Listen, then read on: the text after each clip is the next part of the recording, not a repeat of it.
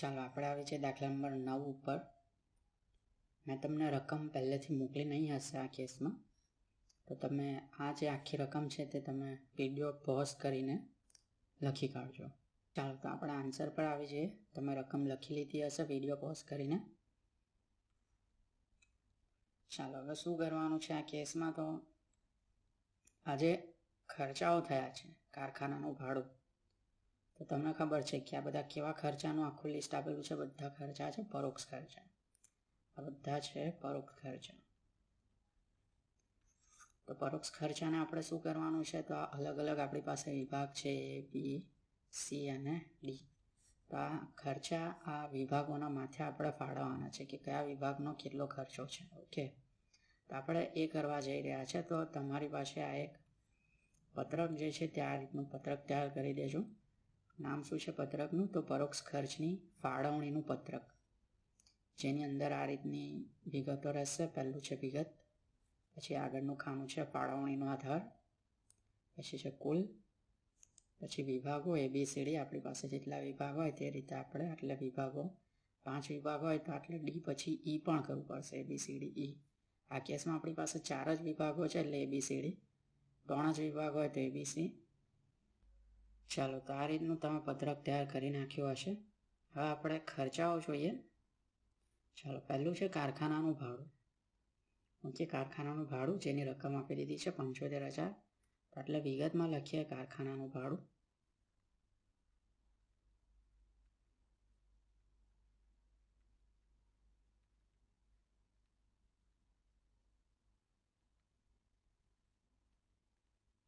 ચાલો એની રકમ છે કારખાનાનું ભાડું, કુલ રકમ છે 75,000, જેને આપણે આ ABCD વિભાગો વચ્ચે ફાળવી દેવાના છે કે ભાઈ આ 75,000નો ખર્ચો જે છે તે વિભાગ માટે કેટલો, B માટે કેટલો, C અને D માટે કેટલો, એ રીતે. ચાલો તો હવે તમને બધાને ખબર હોવી જોઈએ કે કારખાનાનું જે ભાડું છે તેના માટે આપણે કોના આધારે આપણે ફાળવણી કરીશું. તો આટલા ઘણા બધા આપણને ફાળવણી કરવા માટે અલગ અલગ વિગતો આપી છે. તો કારખાનાનું ભાડું છે એટલે ભાડું એટલે કે શું હશે, જગ્યાના હિસાબે લેવાય છે. તો આને આપણે ધ્યાન રહેવાનું છે કે રોકેલી જગ્યાના હિસાબે આપણે ખર્ચની ફાળવણી કરવાની છે. આ કેસમાં ખર્ચ શું છે, તો કારખાનાનું ભાડું. ચાલો તો તમને આ ટેબલ યાદ હશે.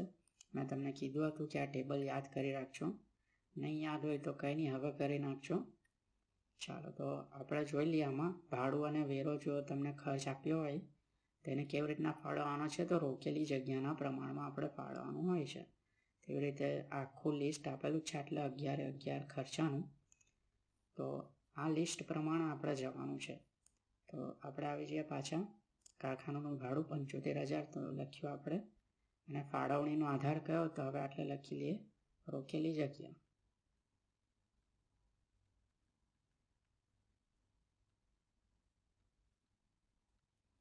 ચાલો તો ABCDની રોકેલી જગ્યા જે છે 600 ચોરસ ફૂટ આપેલું છે. ઓકે, 600 ચોરસ ફૂટ, 400, 500 અને 500, આ રીતે ચોરસ ફૂટમાં માહિતી આપી છે.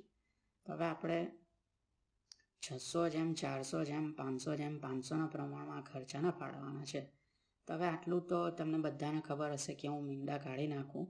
ઓકે, આ રીતે કરું છું. તમારે એવું ત્યાં રકમમાં કંઈ છેકછાક કરવાની જરૂર નથી, ખાલી સમજજો. તો હું આટલે શોર્ટકટ એવું લખી શકું ને કે 6 જેમ 4 જેમ 5 જેમ 5. આ રીતે મારે આ ખર્ચા જે છે 75,000 તેને ફાળવવાના છે 6 જેમ 4 જેમ 5 જેમ 5.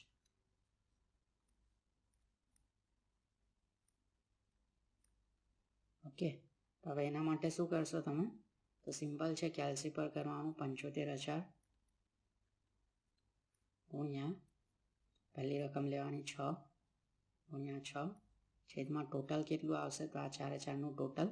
ઓકે, આ 4/4 એટલે 6 + 4 10, 10 + 5 15 ને 15 ને 5 20, એટલે છેદમાં આવશે 20. એટલે 75,000 ગુણ્યા 6 ભાગ્યા 20. તમે આવું કરશો તમારો આન્સર આવી જશે એ માટે 22,500. આવું જ તમારે B માટે કરવાનું. તો 75,000 ગુણ્યા 6 છે, તો હું 6 છેકી નાખું છું. એટલે કેટલા કરશો તમે કેલ્સી પર, 75,000 ગુણ્યા 4 છેદમાં 20. આ બધું તમારે સાઈડ પર લખવાની કોઈ જરૂર નથી કે ગણતરીમાં બતાવવાની કોઈ જરૂર નથી, સીધું કેલ્સી પર કરીને આટલે આન્સર જ લખવાનો છો કે આ જે હું સાઈડ પર તમને લખીને બતાવી રહ્યો છું તે તમારે લખવાની જરૂર નથી. આટલે જ સીધો તમારે કેલ્સી પર શોધીને આન્સર જ લખવાનો છે. તો 75,000 ગુણ્યા 4 ભાગ્યા 20 તમારો આન્સર થઈ જશે 15,000. ફરી પાછું એના જેવું કે 75,000 ગુણ્યા 5 છેદમાં 20 તમે કરશો તમારો આન્સર થઈ જશે 18,750.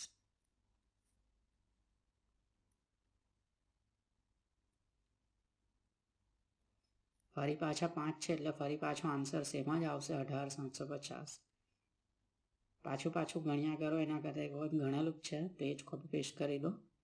ચાલો, તો આ કારખાનાનું ભાડું આપણે આ રીતે અલગ અલગ વિભાગો વચ્ચે ફાળવી દઈશું કે એમનો ખર્ચો છે એ રીતે. ચાલો આગળ આવી જઈએ.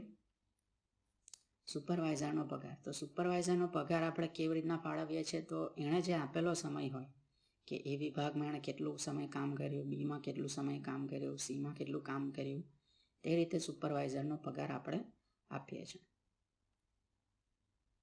ચાલો, તમને ખ્યાલ હોય તો આટલે લખ્યું છે કારખાના મેનેજરનો પગાર, આટલે પણ લખ્યું છે કારખાના સુપરવાઇઝરનો પગાર. પણ આપણે કામદારની સંખ્યાના પ્રમાણે ફાળવણી નથી કરવાના. આ નથી કરવાનું, આપણે આ કરવાનું છે આપેલ સમયના પ્રમાણે. મેનેજરનો પગાર હોય કે પછી સુપરવાઇઝરનો પગાર હોય, એ બધાનું જે ખર્ચો આપણે ફાળવીશું તો એમણે જે કારખાનામાં જે સમય વિતાવ્યો છે અલગ અલગ વિભાગમાં, તે અલગ અલગ વિભાગમાં કેટલો સમય વિતાવ્યો છે તેના આધારે આપણે ફાળવણી કરીશું. તો આ કેસમાં સુપરવાઇઝરનો પગાર તો આટલે જોઈએ. તો સમય વિશે તો કોઈ બાબત નથી આપી, પરંતુ આ લોકોએ સીધું એક પ્રમાણ આપ્યું છે આ કે સુપરવાઇઝરના પગારની ફાળવણીનું પ્રમાણ 3:2:2:3 છે. તો આપણે સીધું આ જે આપેલું છે તેને લઈ લઈએ. ચાલો, દાખલામાં ઘણી વખત સમય નહીં આપેલું હોય, પરંતુ આવી રીતના સીધું જ આપી દીધું હોય તો જે આપી દીધું હોય તે પ્રમાણે આપણે ફાળવણી કરી દેવી પડશે. ચાલો, તો લખી દઈએ આટલે સુપરવાઇઝરનો પગાર.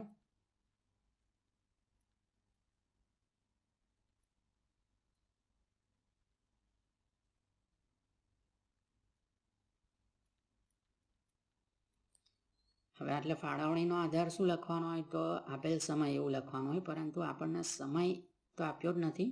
તો આટલે શું લખીએ કે ઉપર આપેલા પ્રમાણે. ઓકે, એટલે લખી દઈએ ટૂંકમાં આપેલ મુજબ.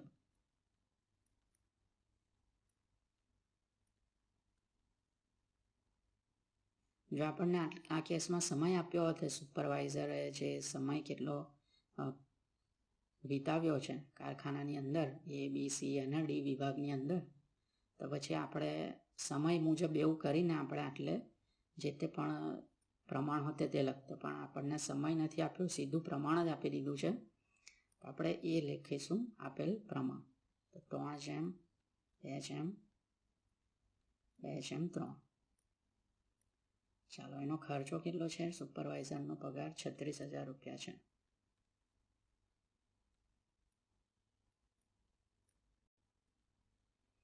ચાલો, તો 36,000ને ફાળવવાના છે આ કેસમાં. તો શું કરશો? તો ફરી પાછું આટલે હું સાઈડ પર કરું છું, તમારે કંઈ કરવાની જરૂર નથી. 36,000 ગુણ્યા કેટલા કરવાના? 3 છેદમાં કેટલા કરશો? તો આ સરવાળો 3 ને 3 6 ને 4 10 એટલે છેદમાં આવશે 10. ઓકે, તો 36,000 ગુણ્યા 3 છેદમાં 10 એટલે આ રીતે કરશો, આટલે ફળવાઈ જશે 10,800. એવી રીતે બી માટે તો 36,000 ગુણ્યા 2 છેદમાં 10 તમારા આન્સર આવશે 7200. ફરી પાછું 2 છે એટલે ફરી પાછો આન્સર 7200 આવશે. ફરી પાછું 3 છે એટલે એનો જ આન્સર જે છે 10,800 તે લખી દેવાનું, પાછું શોધ્યા નહીં કરવાનું. ચાલો, હવેનો ખર્ચો છે આગળ કારખાના વીજળી બત્તી. તો લખી દઈએ એટલે વીજળી બત્તી.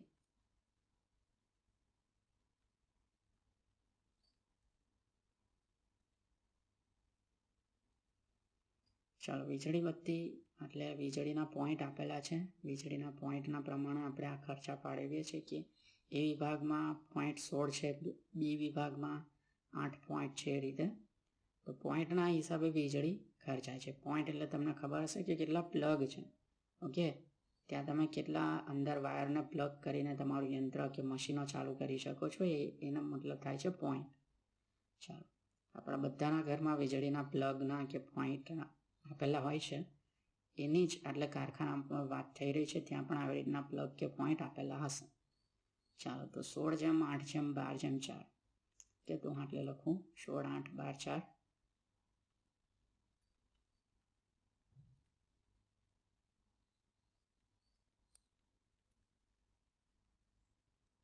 વીજળી પોઈન્ટ.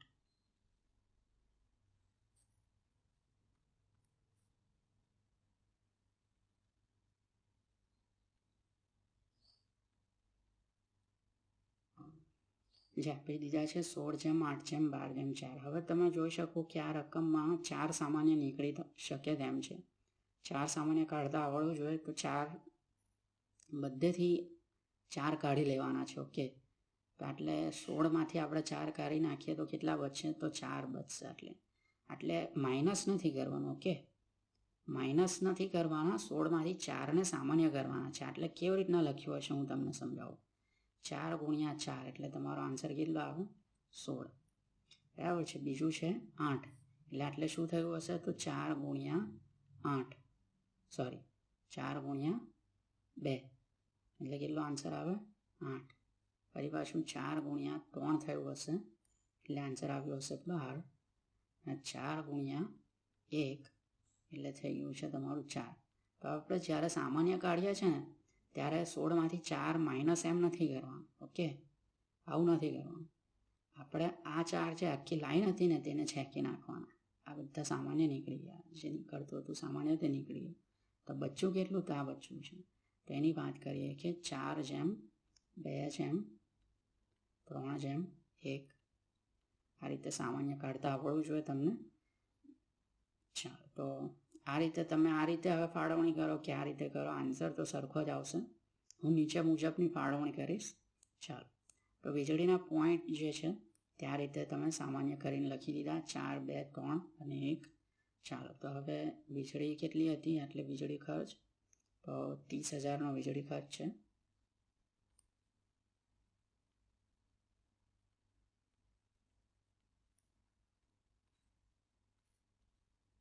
ચાલો, તો આટલે શું કરશો? તો 30,000નો ખર્ચો છે અને ફાળવણી ગુણ્યા કેટલા કરીએ? 4 અને છેદમાં શું કરીએ? તો આનો સરવાળો ટોટલ થઈ જશે /10.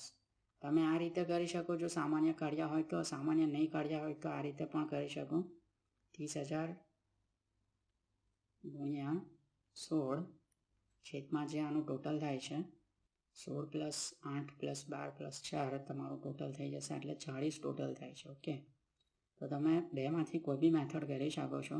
સામાન્ય કાઢ્યું હોય તો આ રીતે, સામાન્ય નથી કાઢ્યું તો આ રીતે. ઓકે, તો ફાળવણી કરશો તમે તો તમારો આન્સર આ 4 વિભાગનો આ રીતે થશે. હું સીધો આન્સર લખું છું.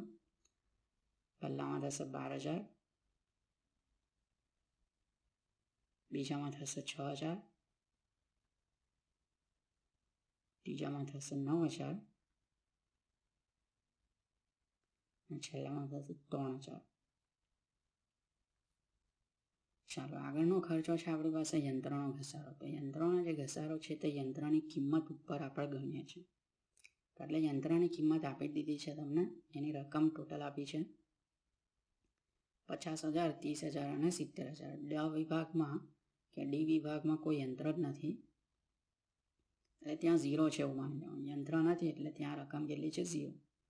હવે આટલે પણ આપણે સામાન્ય કાઢી શકીએ. સામાન્ય બધા મીંડા જે છે તે કાઢી નાખો એટલે 10,000ને સામાન્ય કાઢી શકાય આપણાથી. 10,000ને સામાન્ય કાઢી નાખો તો તમારી પાસે 5/3/7 એવો આન્સર બચશે. 5/3/7 એટલે લખું છું હું. એટલે 5/3/7.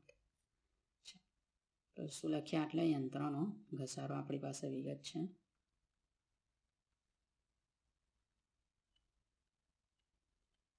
ફાળવણીનો આધાર કયો રહેશે? તો ફાળવણીનો આધાર રહેશે આપણી પાસે યંત્રોની કિંમત.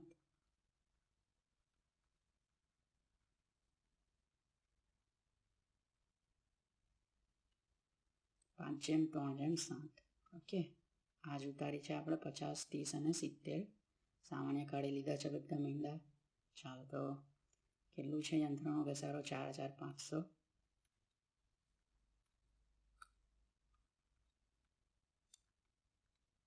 ચાલો તો આટલે ટોટલ કેટલું થાય છે? તો 15 ટોટલ થાય છે. એટલે શું કરશો આ કેસમાં? 4500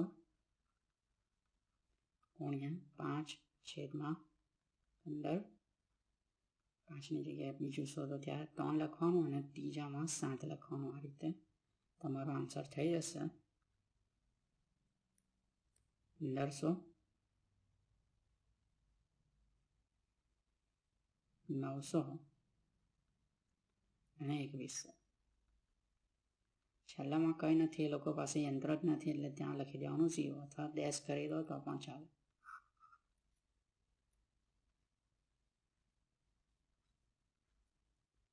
ચાલો આગળ આવેલું છે કામદાર કલ્યાણ ખર્ચ. તો તમે જોઈ શકો કામદાર કલ્યાણ ખર્ચ છે, કેન્ટીન ખર્ચ છે. આ બધું શેનાથી આપણે ફાળવણી કરીએ છીએ? તો કામદારોની સંખ્યાના પ્રમાણમાં આપણે ફાળવણી કરીએ છીએ. તો કામદાર કલ્યાણ ખર્ચ જે છે તે કામદારની સંખ્યાના પ્રમાણમાં ફાળવણી કરવાની છે. તો કામદાર કલ્યાણ ખર્ચ 2100 આપેલું છે.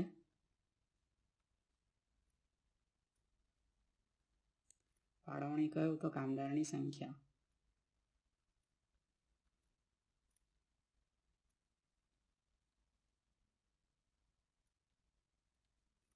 ફાળવવાનું શું છે? તો કામદાર કલ્યાણ ખર્ચ.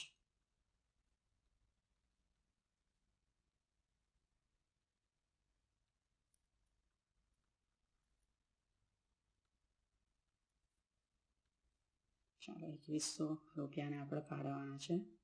કામદારોની સંખ્યા આપી છે 500, 300, 200 અને 200. એટલેથી 100 સામાન્ય કાઢી લઈએ આપણે, એટલે કે મીંડા સામાન્ય કાઢી લઈએ તો વચ્ચે 5/3/2/2. 5/3/2/2 એ રીતે બચશે. હું લખી દઉં છું. એટલે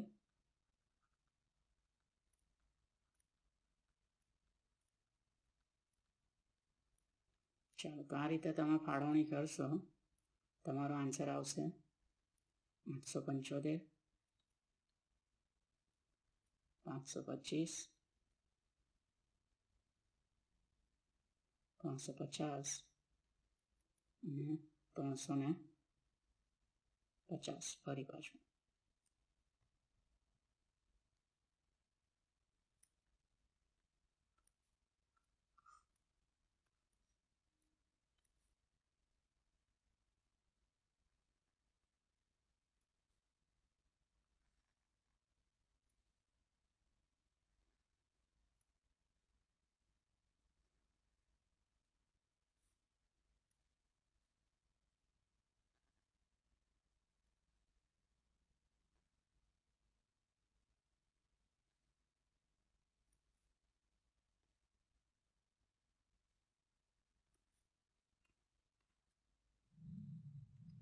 ચાલો આટલે જે ખર્ચા આપેલા તે બધા પૂર્ણ થઈ ગયા.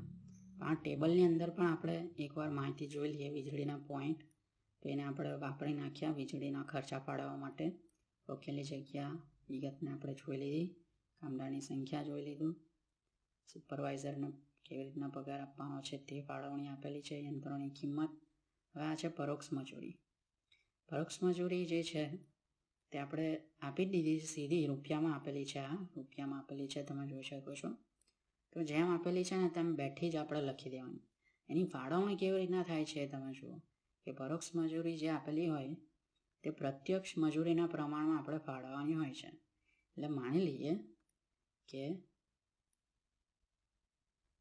એટલે પરોક્ષ મજૂરી જે છે એટલે ઉપર આપી હોય તેમ પરોક્ષ મજૂરી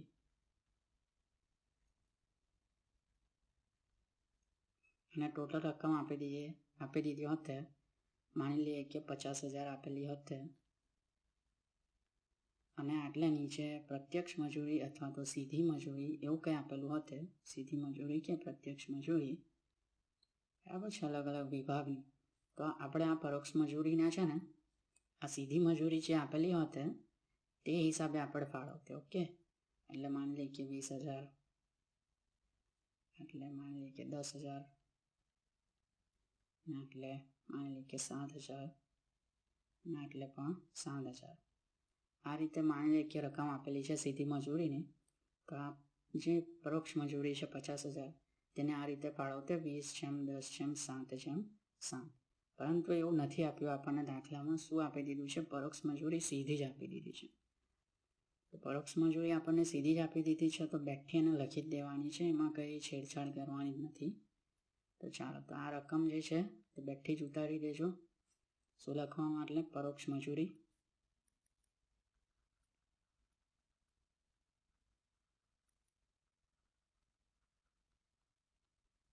લખી દેવાનું આપેલ મુજબ.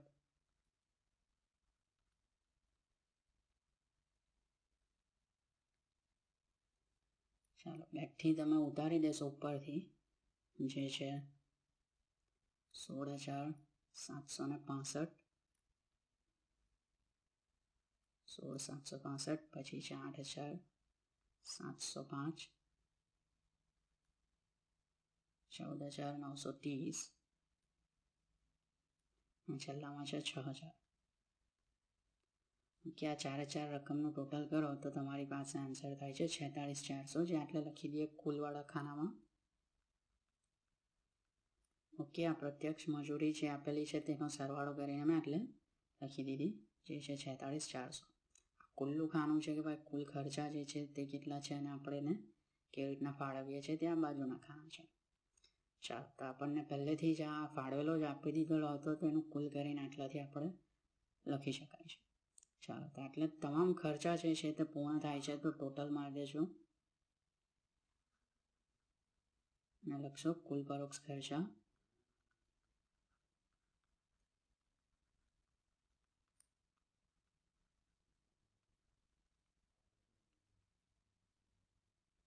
તો આપણે ખર્ચાઓનું ટોટલ કરીએ તો આટલે જે કુલવાળું જે ખાનું છે તેનું ટોટલ કરવાની કોઈ જરૂરત જ નથી. ખાલી ABCD જે ખાનું છે તેનું જ આપણે ટોટલ કરવાનું છે. ટોટલ કરો, ટોટલનો આન્સર આવશે તમારો 64,440. બીજું આવશે બ વિભાગના 38,330. ક વિભાગના આવશે 52,330 અને ડ વિભાગના આવશે 38,900.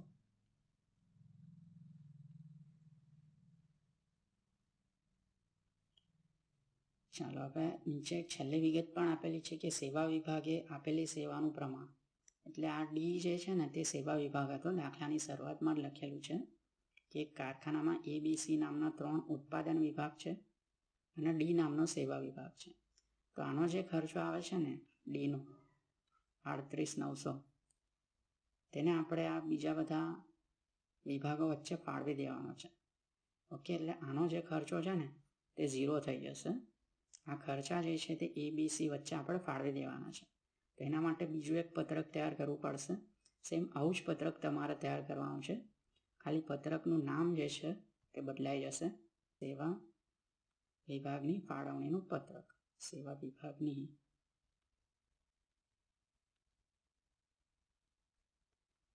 ફાળવણીનું પત્રક.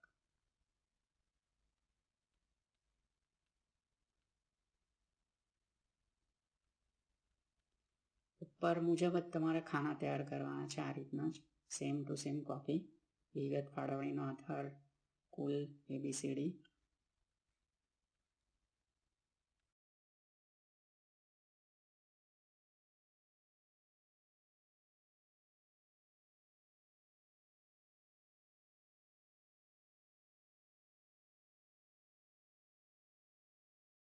ચાલો, ખાનું બહુ લાંબુ નહીં કરતા, એટલે લગભગ 3-4 લીટીમાં તમારું કામ પૂરું થઈ જશે. તો વિગતમાં લખી દઈએ આપણે સેવા વિભાગ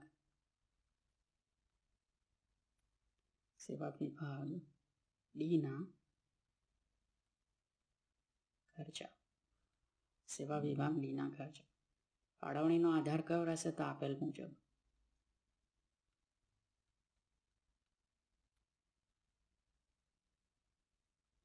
આપેલ મુજબ એટલે શું છે? તો ઉપર જોઈ આવીએ રકમમાં કેટલું આપેલું છે. 40%, 30% અને 30%. 40 તો લખી દઈએ એટલે 40%, જેમ 30%, જેમ 30%. ચાલો હવે આપણી પાસે ABCDના પહેલેથી ખર્ચા હતા જ આપણી પાસે. ઓકે, એટલે આપણે ખર્ચા શોધીને જ લાવ્યા છે. તો બધા ખર્ચા આપણે પાછા લખવાના. જે થઈ જશે કેટલા? 64,440. બીના છે 38, 330. સીના છે 52, 330. અને ડીના છે 38, 900. આ ડી વિભાગ જે છે ને તે સેવા વિભાગ હતું, એના ખર્ચા આપણે ABC વચ્ચે ફાળવી દેવાના છે. તો આટલેથી શું થઈ જશે? આ બધા ખર્ચા માઇનસ કરી નાખવાના છે આપણે. તો માઇનસ બધા ખર્ચા, એટલે માઇનસ 38,900. એટલે તમે જોઈ શકો આટલે કાળી લીટી દોરી દઉં છું અને ટોટલ આનું થઈ જશે કેટલું? 0. 38,900માંથી 38,900ને માઇનસ કરી નાખ્યા એટલે 0. તો આ જે ખર્ચા આપણે માઇનસ કરી નાખ્યા, તો હવે આ ખર્ચાને આપણે શું કરીએ? તો ABC વચ્ચે ફાળવી દેવાના છે. તો કેવી રીતના? 40%, 30% અને 30%. તો 38,900ના 40% કરો તો તમારો આન્સર થઈ જશે 15,560. 38,900ના 30% તો થઈ જશે 11,670. ફરી પાછું 11,670. તો હવે ટોટલ કરી તો A, B અને Cનું 64,440 વત્તા 15,560 તમારું થઈ જશે 80,000. એવી જ રીતે આટલે તમારું ટોટલ થઈ જશે 50,000. અને હવે ટોટલ થઈ જશે 64,000.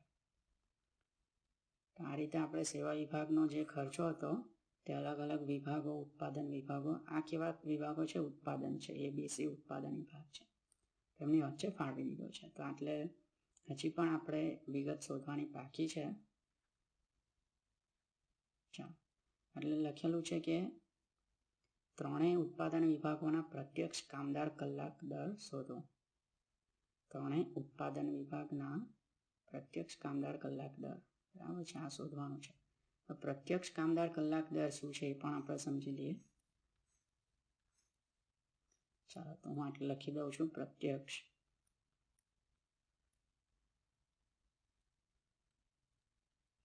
કામદાર કલાક દર. સૂત્ર શું રહેશે? તો એકદમ ઇઝી છે કે ભાઈ કુલ પરોક્ષ ખર્ચા, કુલ પરોક્ષ ખર્ચા છેદમાં કુલ કામના કલાકો.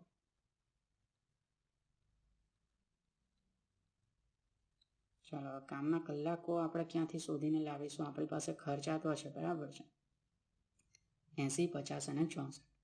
પણ કામના કલાકો નથી આપેલા, તો એ શોધી લાવીએ આપણે. આગળ રકમમાં આપેલા છે આપણને. ચાલો, તો રકમમાં લખેલું છે કે આ વિગત છે જાન્યુઆરી 2008ના મહિનાની, જેમાં શું થાય છે કે 8 કલાકનો એક એવો 25 દિવસ દરમિયાન કામકાજ થયું છે. ઓકે, એટલે ટોટલ કેટલા દિવસ છે આપણી પાસે? 25 દિવસ છે. અને કામના કલાકો કેટલા છે? કે તો 8 કલાક. એટલે કે રોજ 8 કલાક કામ કર્યું, તેવા આપણે 25 દિવસ સુધી કામ કર્યું. ઓકે, તો આપણે નીચે આવી જઈએ, આપણે કુલ કામના કલાકો શોધીએ.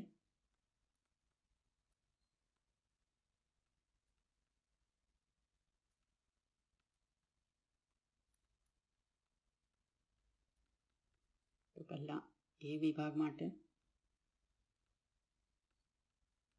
શું થઈ જશે? તો આપણે 8 કલાક કામ કરીએ છીએ ગુણ્યા આવું કેટલા દિવસ કરીએ છીએ? 1 દિવસ માટે, 2 દિવસ માટે, કેટલા દિવસ માટે કરીએ છીએ? તો આ કેસમાં 25 દિવસ કામ કર્યું છે જાન્યુઆરીમાં.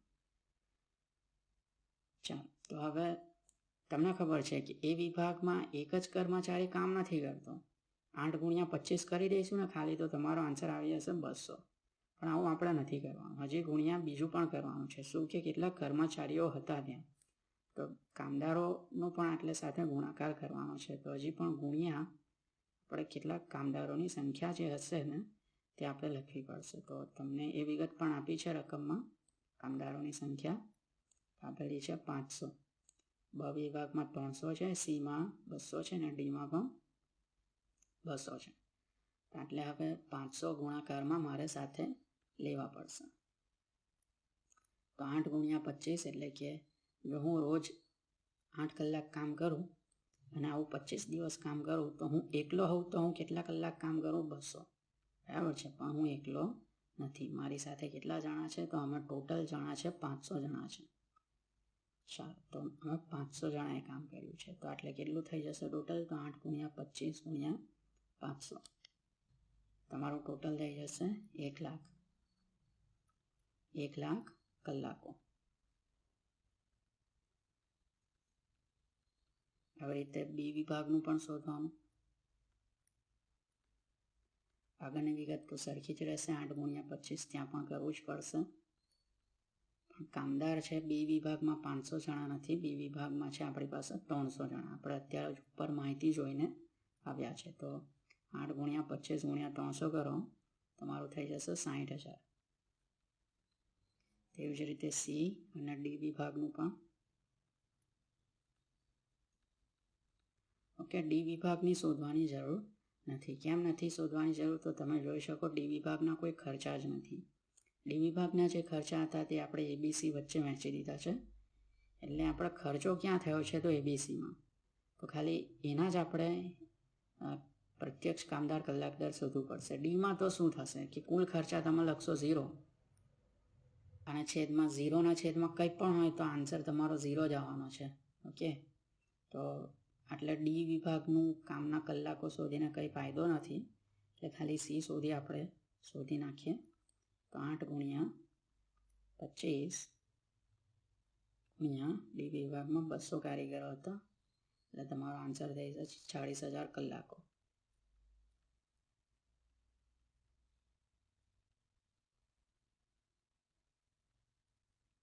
ચાલો, તો હવે આપણી પાસે સૂત્ર છે કુલ પરોક્ષ ખર્ચા છેદમાં કુલ કામના કલાકો. તો એક વખત સૂત્ર પાછું લખી દઈએ. પ્રત્યક્ષ કામદાર કલાક દર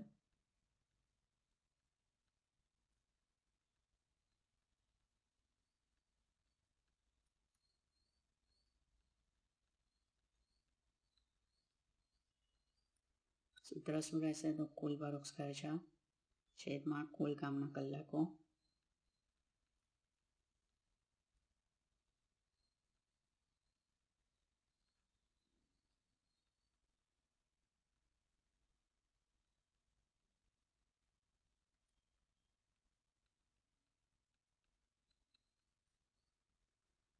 એ વિભાગમાં છે તો એ વિભાગ માટે શું થઈ જશે? તો એના કુલ પરોક્ષ ખર્ચા હતા 80,000 છેદમાં કામના કલાકો છે આપણી પાસે 1 લાખ. તો એનો આન્સર આવી જશે 80,000 ભાગ્યા 1 લાખ એટલે 0.8 અથવા તો 0.80 એટલે કે રૂપિયામાં આન્સર આવે છે. એવી જ રીતે બીનું કેટલું આવશે? તો ફરી પાછું એનો ખર્ચો કેટલો હતો? બીનો ખર્ચો હતો ટોટલ 50,000 અને છેદમાં કામના કલાકો છે ત્યાં 60,000. એટલે બીનો આવશે રૂપિયા 0.83. બરાબર છે. અને સીમાં સેમ આ રીતે ખર્ચા છે એના 64,000 છેદમાં કલાકો છે 40,000 જે હમણાં જ શોધીને લાવ્યા. તો થઈ જશે રૂપિયા 1.6.